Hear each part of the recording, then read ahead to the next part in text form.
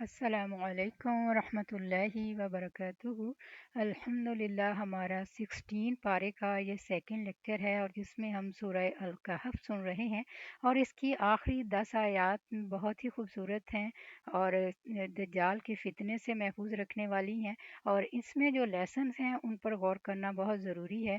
امید ہے کہ بہنیں اس سلسلے میں اس پہ توجہ فرمائیں گی۔ جزاک اللہ خیر۔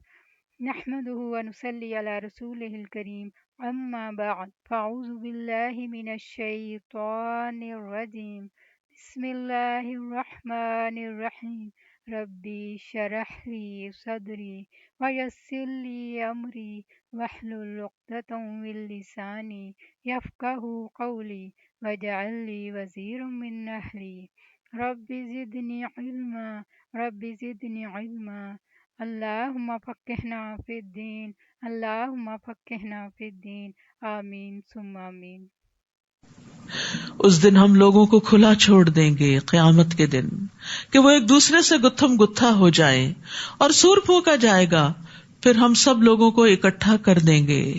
حشر کا مطلب ہوتا ہے جمع کرنا، ان کو جمع کر دیں گے۔ اس دن ہم جہنم کو کافروں کے سامنے لے آئیں گے، جن کی آنکھوں پر میرے ذکر سے غفلت کا پردہ پڑا ہوا تھا، اور وہ کچھ سننے کو ہی تیار نہ تھے۔ استغفر اللہ۔ یہ دو فیکلٹیز جو استعمال نہیں کرتا رب کو پہچاننے کے لیے اور رب کی یاد کے لیے، تو پھر وہ بہت ناشکرا انسان ہوتا ہے۔ کیا کافروں نے یہ سمجھ رکھا ہے کہ وہ مجھے چھوڑ کر میرے بندوں کو ہی کارساز بنا لیں گے؟ ہم نے ایسے لوگوں کی مہمانی کے لیے جہنم تیار کر رکھی ہے۔ آپ ان سے کہیے، کیا ہم تمہیں بتائیں کہ لوگوں میں اعمال کے لحاظ سے سب سے زیادہ نقصان اٹھانے والے کون ہیں؟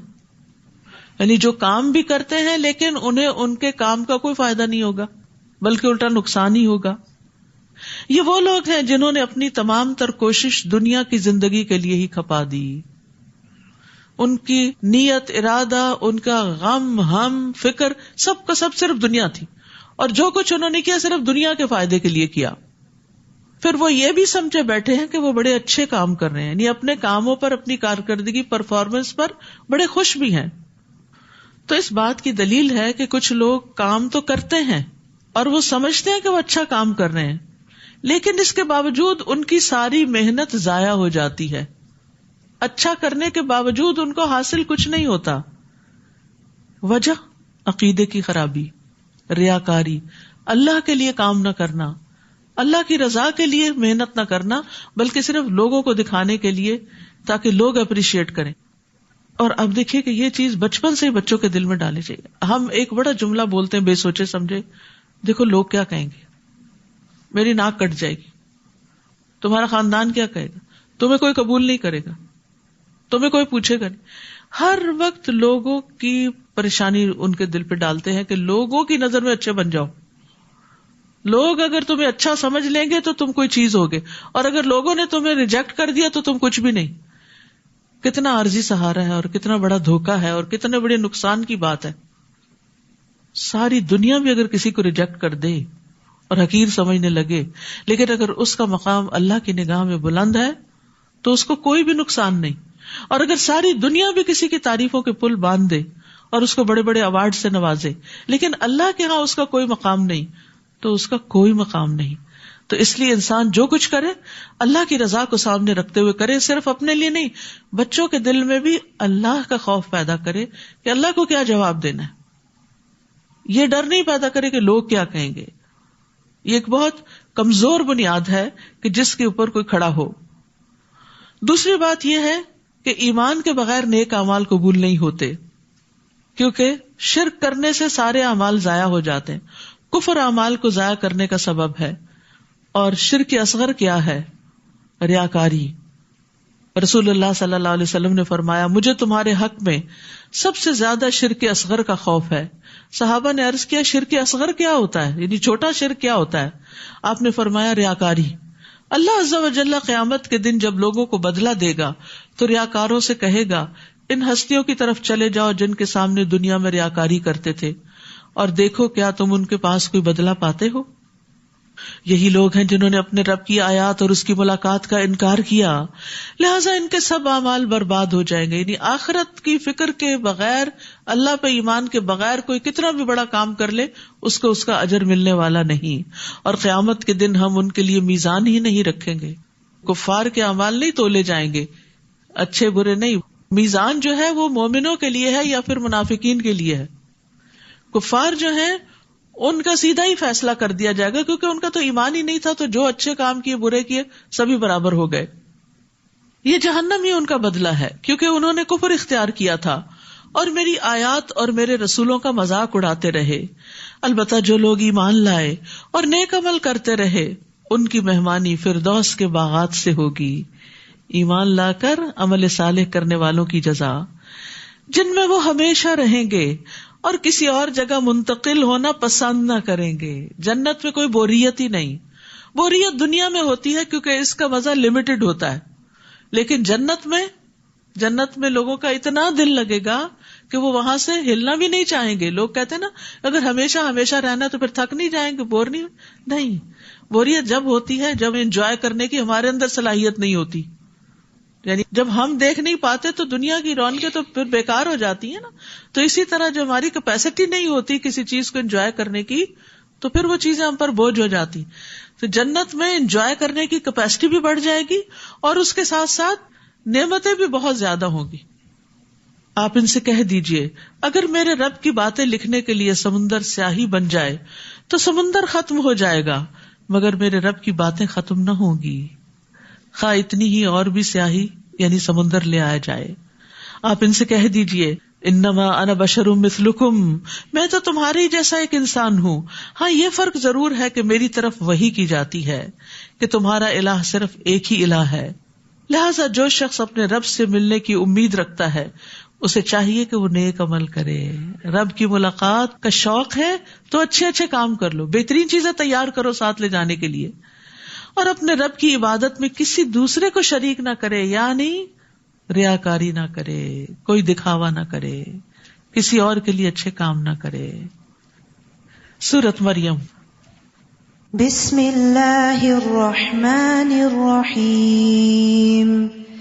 کافہا یا عین صاد. ذکر رحمت ربک عبدہ زکریا اذ نادى ربه نداء خفيا قال رب إني وهن العظم مني واشتعل الرأس شيبا ولم أكن بدعائك رب شقيا. شروع کرتی ہوں اللہ کے نام سے جو بے انتہا مہربان نہایت رحم فرمانے والا ہے.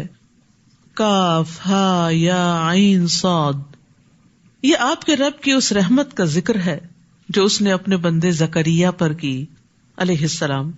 جب زکریا نے اپنے رب کو چپکے پکارا، دل ہی دل میں پکارا، کہا میرے رب میری ہڈیاں بوسیدہ ہو چکی اور بڑھاپے کی وجہ سے سر کے بال سفید ہو گئے، تاہم اے میرے رب میں تجھے پکار کے کبھی محروم نہیں رہا. پکارنے کا انداز ہے نا. تو اللہ سے مانگتے ہوئے انسان کو عاجزی اور انکساری کا اظہار کرنا چاہیے، اپنے حال کا بھی ذکر کرنا چاہیے، اپنے دکھوں کا بھی بتانا چاہیے، اپنے کنسرنز بتانے چاہیے، اور پھر یہ بھی کہ امید کا اظہار کرنا چاہیے کہ یا اللہ میں تجھ سے دعا کر کے محروم نہیں رہا. عام لوگوں کا حال کیا ہوتا ہے جب ذرا زیادہ دعائیں کر لیتے ہیں تو کہتے ہیں اتنی دعائیں کی ہیں میری نہیں سنی جائے گی، لہذا دعا کرنا چھوڑ دیتے ہیں. جبکہ پیغمبروں کا معاملہ اس سے برعکس ہے. وہ دعا کر کے کہتے ہیں ہم کبھی محروم نہیں رہے، ہمیں یقین ہے دعائیں قبول ہوتی ہیں، آج نہیں تو کل ہوں گی. کتنے پر امید ہے یہ. اور پھر یہ ہے کہ گزشتہ زندگی میں ان کی بہت سی دعائیں قبول بھی ہوئی ہوں گی. اس بنا پہ کہا کہ میری تو آج تک بہت دعائیں قبول ہوئی. ہمیں اپنی زندگی میں جب بہت سی دعائیں قبول ہوتی ہیں تو وہ ہم بھول جاتے ہیں، ان کا ہم ذکر نہیں کرتے کہ اللہ آپ نے اتنا کچھ دیا ہے، جو مانگا وہ سب بھی دیا ہے تو آئندہ بھی دے گا. تو مثبت سوچ جو ہے ایک بہت بڑی نعمت ہے. جو انسان کو بہت سے غموں اور فکروں سے نجات دیتی ہے. تو دعا کا ایک ادب ہے کہ انسان عاجزی اور انکساری اختیار کرے. انس بن مالک کہتے ہیں کہ رسول اللہ صلی اللہ علیہ وسلم جب کسی غزوے کے لیے تشریف لے جاتے تو یوں دعا کرتے: اللہم انت عضدی و نصیری بک احول و بک اصول و بک اقاتل. اے اللہ تو میرا بازو ہے، تو میرا مددگار ہے، تیری ہی دی ہوئی قوت کے ساتھ میں تدبیر کرتا ہوں، تیری ہی دی ہوئی طاقت کے ساتھ میں حملہ کرتا ہوں، تیری ہی مدد سے میں لڑائی کرتا ہوں. یعنی اللہ تعالیٰ کو اتنا قریب پاتے تھے اور اسی سے ساری باتیں کر رہے ہوتے تھے. تو دعا کے معاملے میں اللہ سبحانہ تعالیٰ سے حسن ظن رکھنا چاہیے اور پورے یقین سے دعا کرنی چاہیے، کیونکہ اللہ سبحانہ تعالیٰ کے لیے کوئی بھی کام مشکل نہیں ہے، ہمیں مشکل ہے. انس بن مالک کہتے ہیں کہ رسول اللہ صلی اللہ علیہ وسلم نے فرمایا جب تم میں سے کوئی دعا کرے تو اسے چاہیے کہ وہ پختہ یقین کے ساتھ سوال کرے. وہ اس طرح ہرگز نہ کہے کہ اللہ اگر تو چاہے تو مجھے عطا کر دے، یعنی تو چاہتا ہے تو دعا قبول کر لے، نہیں تو نہیں. ایسا نہیں. بے شک اللہ کی ذات کو کوئی مجبور کرنے والا نہیں، وہ جب قبول کرتا ہے اپنی رضا سے ہی کرتا ہے.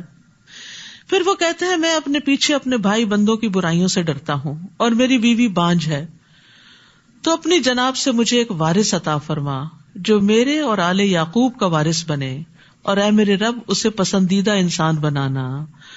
تو آپ دیکھیے کہ پیغمبروں کی دعائیں بھی کیا ہوتی ہیں اور ان کی لوگوں کے لیے خیر خواہی کیا ہوتی ہے. لوگوں کی اصلاح اور دین کی سربلندی کے لیے وارث مانگ رہے ہیں. انہیں یہ ڈر نہیں تھا کہ ان کے پیچھے کو بہت بڑی جائیداد چھوڑے جا رہے ہیں کہ جس کو سنبھالے گا کون یا ان کا مال و متاع کون دیکھے گا. نہیں، انہیں فکر یہ تھی کہ میرے اس مشن کا وارث کون بنے گا، یہ جو میں لوگوں کو اللہ کی طرف بلاتا ہوں میرے بعد کون بلائے گا. اور میں اب تک اپنے خاندان اور اپنے بنی اسرائیل کو سنبھالے ہوئے ہوں، ان کو مسلسل گائیڈ کرتا ہوں، تو مجھے اپنے بعد ان میں سے کوئی نظر نہیں آتا کہ جو اس کام کو آگے لے کے چلے گا. تو مجھے ہی بیٹا عطا کر کے میں اس کی ایسی پرورش کروں کہ وہ اس مشن کا وارث ہو جائے. تو یہاں ہم سب کو بھی اللہ تعالیٰ سے دعا کرنی چاہیے کہ اللہ تعالیٰ ہمیں نیک اولاد عطا فرمائے اور ہماری جنریشنز میں ایسے لوگ ہوں جو اللہ کے ولی ہوں اور اللہ کے دوست ہوں، کیونکہ وہ کہتے ہیں فَهَبْ لِي مِن لَّدُنْكَ وَلِيًّا یا زکریا انا نبشرک بغلام اسمہ یحییٰ.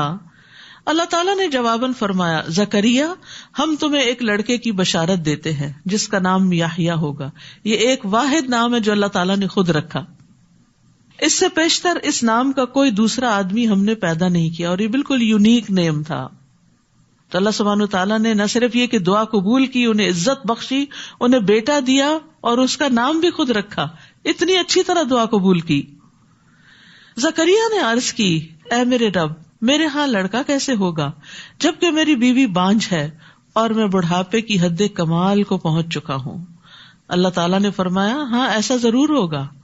تیرا رب یہ کہہ رہا ہے کہ میرے لیے یہ تو آسان سی بات ہے، اس سے پہلے میں تجھے پیدا کر چکا ہوں جبکہ تو کوئی چیز بھی نہ تھا. اگر تجھے پیدا کیا ہے تو تمہارا بیٹا بھی پیدا ہو سکتا ہے. زکریا نے عرض کیا اے رب میرے لیے کوئی نشانی مقرر کر دے. اللہ تعالیٰ نے فرمایا تیرے لیے نشانی یہ ہے کہ تو مسلسل 3 رات تک لوگوں سے گفتگو نہ کر سکے گا، یعنی تمہاری زبان بند ہو جائے گی. چنانچہ جب وہ وقت آ گیا زکریا اپنے حجرے سے نکل کر اپنی قوم کے پاس آئے تو انہیں اشارے سے کہا کہ صبح و شام تسبیح بیان کیا کرو. جب اللہ تعالیٰ کوئی نعمت دے تو اللہ ہی کی تعریف کرنی چاہیے. یا یحییٰ خذ الکتاب بقوہ وآتیناہ الحکم صبیا. اے یحییٰ کتاب یعنی تورات پر مضبوطی سے عمل پیرا ہو جاؤ، اور ہم نے اسے بچپن میں ہی قوت فیصلہ عطا کر دی. سبحان اللہ، اللہ تعالیٰ کی دین ہے. بعض بچے بچپن میں ہی بہت میچور اور سمجھدار ہوتے ہیں اور والدین کو بھی سمجھا رہے ہوتے ہیں. ہم نے اسے اپنی مہربانی سے نرم دل اور پاک سیرت بنایا اور وہ فی الواقع پرہیزگار تھا. وہ اپنے والدین سے ہمیشہ اچھا سلوک کرتا تھا اور کسی وقت بھی جابر اور نافرمان نہ ہوا. تو یہ یحییٰ علیہ السلام کی صفات یہاں بھی اور سورۃ آل عمران میں بھی بیان ہوئی ہیں کہ اللہ تعالیٰ دعائیں قبول کرتا ہے تو کس اچھے طریقے سے کرتا ہے کہ انہیں بیٹا بھی دیا اور اس کے ساتھ وہ ساری کوالٹیز دی کہ جو شاید ان کے بھی ذہن میں نہیں تھیں، اور وہ اس کام کے لیے جو انتہائی ضروری تھی ان سب صفات کے ساتھ ان کو پیدا کیا. وَسَلَامٌ عَلَيْهِ يَوْمَ وُلِدَ وَيَوْمَ يَمُوتُ وَيَوْمَ يُبْعَثُ حَيًّا. اس دن پر سلامتی ہو جس دن وہ پیدا ہوئے، اور اس دن بھی جب وہ مریں گے، اور اس دن بھی جب وہ دوبارہ زندہ کر کے اٹھائے جائیں گے۔ یاد رکھیے یہ 3 مواقع بڑی وحشت کے مواقع ہوتے ہیں۔ جب انسان ماں کے پیٹ سے دنیا میں آتا ہے تو پھر روتا ہے، ایک دم اس کو وحشت ہوتی ہے کہ یہ کہاں آ گیا ہوں، کیونکہ اب تک وہ کتنے کمفرٹ زون میں ہوتا ہے، اتنا پروٹیکٹڈ ہوتا ہے، کوزی جگہ پر ہوتا ہے، تو ایک دم وہ دنیا میں آتا ہے تو اس کے لیے تکلیف دہ ہوتا ہے۔ دوسرے، جب موت کا فرشتہ آتا ہے تو انسان ایسی چیز دیکھتا ہے جو اس نے پہلے کبھی نہیں دیکھی ہوتی۔ نزا کا اور قبر تک جانے کا بڑی وحشت کا دن ہوتا ہے کہ جس میں دوسرے ہی لوگ اسے نہلا رہے ہوتے ہیں اور کفنا رہے ہوتے ہیں اور قبر میں اکیلے کو رکھ رہے ہوتے ہیں، تو وہ بھی وحشت کا دن ہے۔ اور تیسرے، جب انسان قبروں سے نکلیں گے، حشر کے میدان میں لوگ گتھم گتھا ہو رہے ہوں گے اور ہر طرف ایک عجیب سی کیفیت ہوگی، ہر چیز تبدیل ہو چکی ہوگی، تو وہ بھی وحشت کا دن ہوگا۔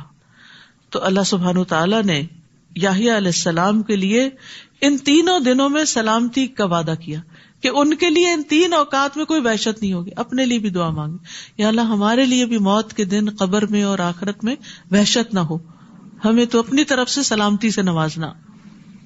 اور اس کتاب میں مریم کا حال بھی ذکر کیجیے، جب وہ اپنے گھر والوں سے الگ ہو کر مشرقی جانب گوشہ نشین ہو گئی تھی۔ تفصیل اس کی سورۃ آل عمران میں گزر چکی ہے۔ اور پردہ ڈال کر ان سے چھپ گئی تھی، اس وقت ہم نے اس کی طرف اپنی روح یعنی فرشتے کو بھیجا، جو ایک تندرست انسان کی شکل میں مریم کے سامنے آ گیا۔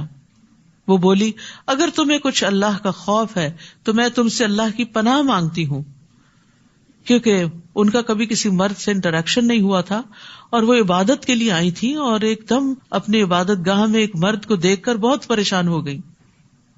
تو انہوں نے شر دور کرنے کے لیے اور اس مرد کے شر سے جو ان کو پتہ نہیں تھا کہ فرشتے ہیں، پناہ مانگنے کے لیے اللہ عز و جل کا خوف دلایا کہ تم اللہ سے ڈرو۔ وہ بولے، میں تو تمہارے رب کا بھیجا ہوا ہوں، میں تو فرشتہ ہوں، مرد نہیں ہوں، اور اس لیے آیا ہوں کہ تمہیں ایک پاک سیرت لڑکا دوں۔ وہ بولی، میرے ہاں لڑکا کیسے ہوگا جبکہ مجھے کسی انسان نے چھوا تک نہیں اور میں بدکار بھی نہیں ہوں، یعنی کوئی سبب نہیں ہے بیٹا پیدا ہونے کا۔ وہ بولے، ہاں ایسا ہی ہوگا، تمہارے رب نے فرمایا ہے کہ میرے لیے یہ آسان سی بات ہے، اور اس لیے بھی ایسا ہوگا کہ ہم اس لڑکے کو لوگوں کے لیے ایک نشانی بنائیں اور وہ ہماری طرف سے رحمت ہوگا اور یہ کام ہو کے رہے گا، ڈن۔ چنانچہ مریم کو اس بچے کا حمل ٹھہر گیا اور وہ اس حالت میں ایک دور کے مکان میں علیحدہ جا بیٹھی۔ پھر زچگی کی درد انہیں کھجور کے تنے تک لے آئی تو کہنے لگی، کاش میں اس سے پہلے مر چکی ہوتی اور میرا نام و نشان بھی باقی نہ رہتا۔ یعنی تکلیف بھی تھی اور اس بات کا خوف بھی تھا کہ اب اس بچے کو لے کے جائیں گی کہاں، اور خود وہ اتنی پرہیزگار اور نیک مشہور تھی، تو ایک نیک پاک دامن عورت سے کسی ایسی چیز کی توقع کوئی بھی نہیں کرتا، تو انہیں اپنی عزت کا بھی بہت خوف تھا، یعنی فزیکل النس بھی تھی اور ایموشنلی بھی پریشان تھی۔ اس وقت درخت کے نیچے سے فرشتے نے انہیں پکار کر کہا، غمزدہ نہ ہو، اللہ تحزنی، تمہارے رب نے تمہارے نیچے ایک چشمہ بہا دیا ہے، اور اس کھجور کے تنے کو زور سے ہلاؤ، وہ آپ پر تازہ پکی ہوئی کھجوریں گرائے گا۔ تو یاد رکھیے، رزق کے لیے اسباب اختیار کرنا ضروری ہے، یعنی کھجوریں تھیں لیکن ہلانی خود پڑیں گی۔ رزق اللہ کی طرف سے آتا ہے لیکن محنت انسان کو کرنی پڑتی ہے، اور وہ محنت اس تکلیف کے وقت میں بھی ان کو کرنی پڑ رہی تھی، اور اس لیے بھی کہ اس وقت ایکسرسائز بھی ہو جائے اور اس کے ساتھ ساتھ یہ کہ انرجی بھی ملے، اور زچہ کے لیے کھجور سب سے بہترین چیز ہے۔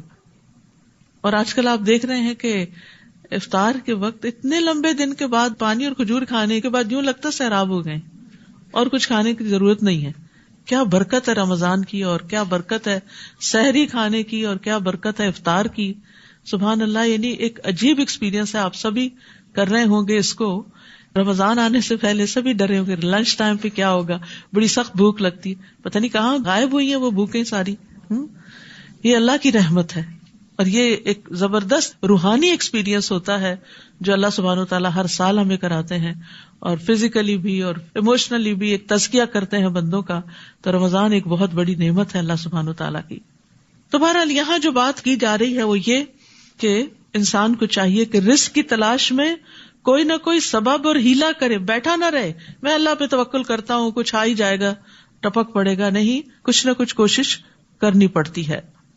فَكُلِي وَاشْرَبِي وَقَرِّي عَيْنًا، بس کھاؤ پیو اور اپنی آنکھیں ٹھنڈی کرو. پھر اگر تمہیں کوئی آدمی دیکھے تو کہہ دینا میں نے اللہ کے لیے روزے کی نظر مانی ہے، لہذا آج کسی انسان سے بات نہ کروں گی.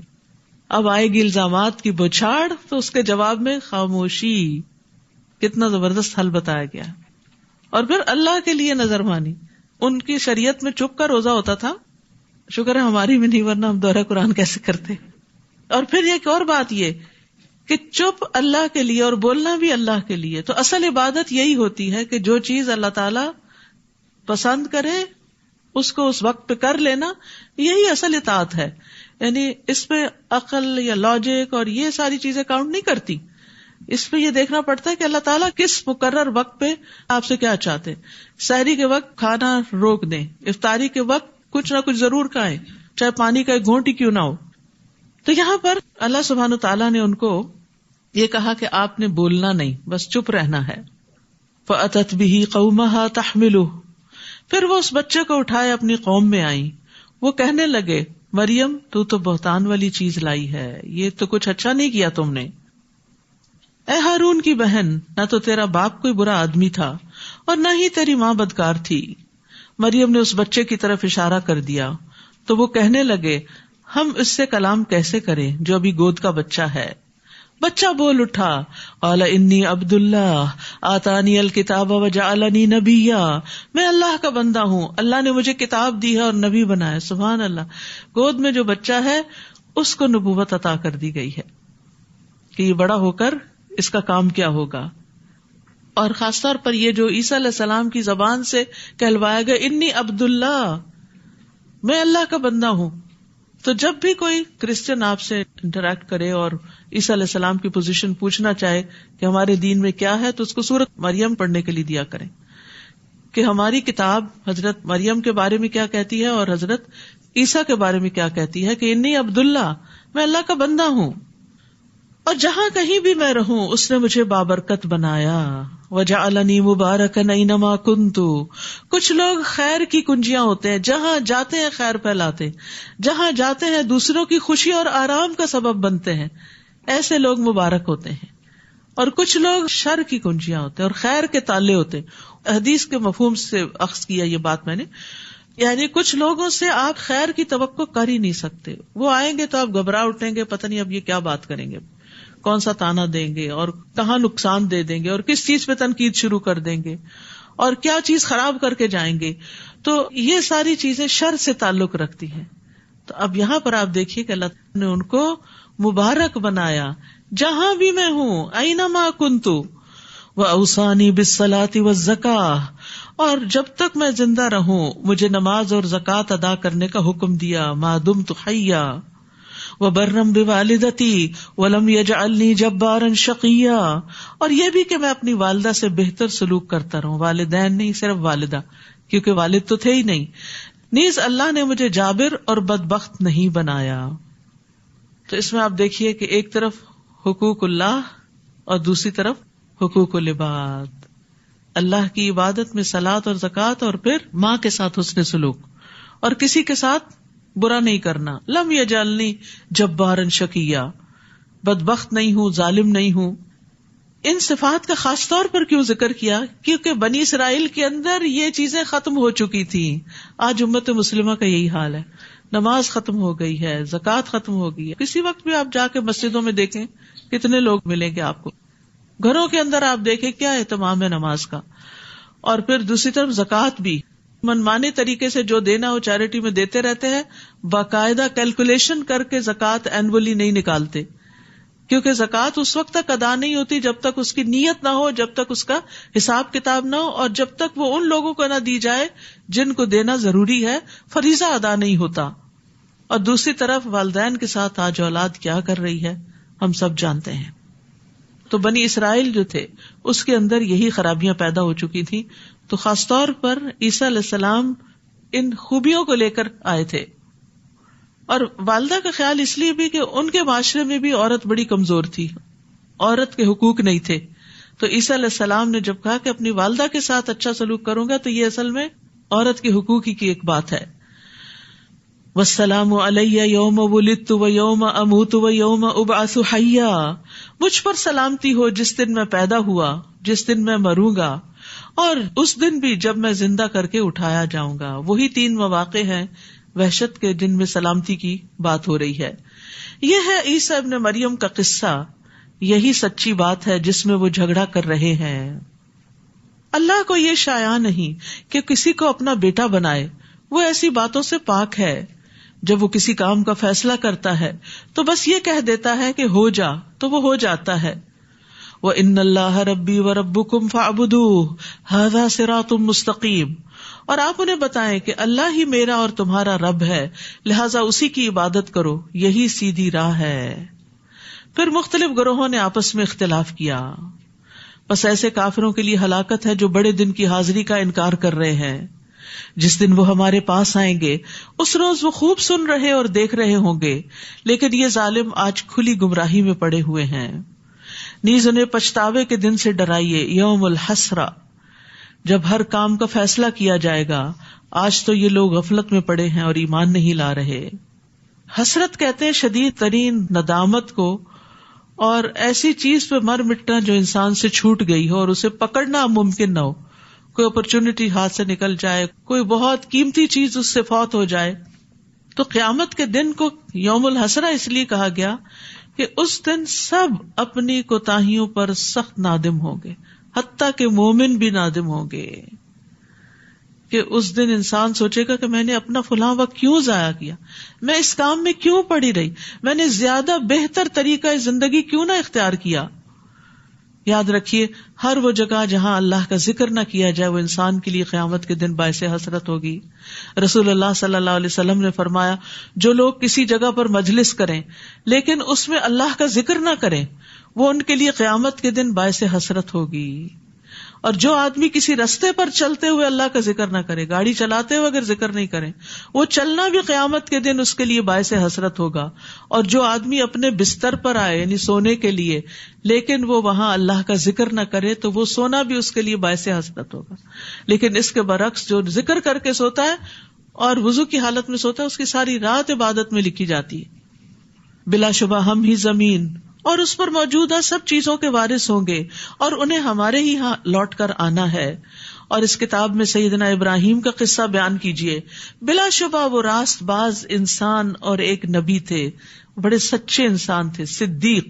صدیق اس کو کہتے ہیں جو سچ بولنے والا ہو اور سچ پہ قائم رہنے والا ہو. اور اس لیے بھی صدیق کہا جاتا ہے کہ وہ اللہ کی وحدانیت کی، رسولوں کی، قیامت کی، اللہ تعالیٰ کے احکامات کی تصدیق کرتا ہے. جب انہوں نے اپنے باپ سے کہا، ابا جان آپ ایسی چیزوں کی عبادت کیوں کرتے ہیں جو نہ سنتی ہیں نہ دیکھتی ہیں، نہ تمہارے کسی کام آ سکتی ہیں. ابا جان میرے پاس ایسا علم ہے جو آپ کے پاس نہیں آیا، لہٰذا میرے پیچھے چلیے، میں آپ کو سیدھی راہ بتاؤں گا.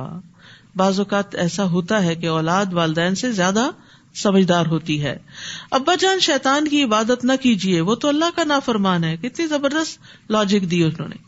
ابا جان مجھے خطرہ ہے کہ اللہ تعالیٰ سے آپ کو سزا ملے گی اور آپ شیطان کے ساتھی بن جائیں گے. یہاں پر آپ دیکھیں، یا ابتی یا ابتی یا ابتی، 3 کنزیکٹیو آیات یا ابتی سے شروع ہو رہی ہیں. پیار سے بات کر رہے ہیں. والدین کو بھی اگر کچھ سمجھانا ہو تو پیار اور محبت سے سمجھائیں، چاہے وہ کافر ہی کیوں نہ ہو، چاہے وہ کتنا بھی بڑے مجرم کیوں نہ ہو، لیکن ان کے ساتھ بات کرتے ہوئے ادب لازم ہے. باپ نے جواب دیا، ابراہیم کیا تو میرے معبودوں سے برگشتہ ہو گیا؟